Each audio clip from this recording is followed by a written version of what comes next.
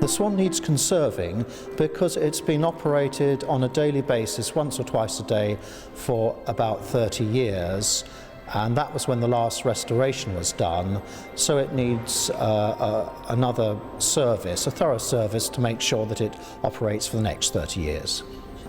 Well, it's going to have a new case, which will look a bit more modern and exciting than the current one.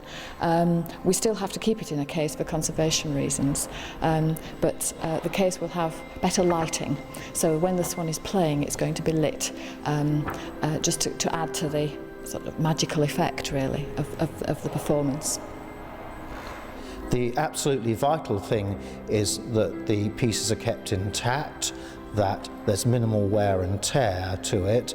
It's essentially Stuart's 18th century mechanism, and we're concerned that it retains this mechanism for the next 50 to 100 years. We also want to display all the information that we're finding out about it as part of the research project.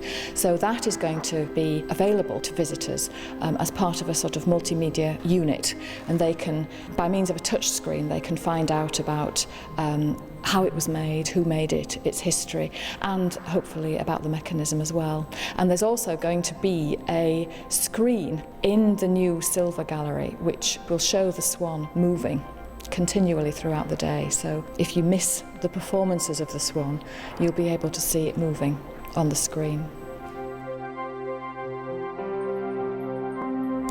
Well, as part of the research project, we're looking into aspects of the swan's history. We would love to discover an original drawing showing the swan in its canopy. We would also love to discover more about who actually made it. And we want to find out more about the mechanism as well. So we're going to undertake a conservation project which is taking the mechanism apart and recording it and cleaning it properly, because this hasn't properly been done. Though we know it was shown by a jeweller called James Cox, we don't know who actually made the works, and the belief is that it was by a Swiss maker called Merlin. We'd love to have that confirmed.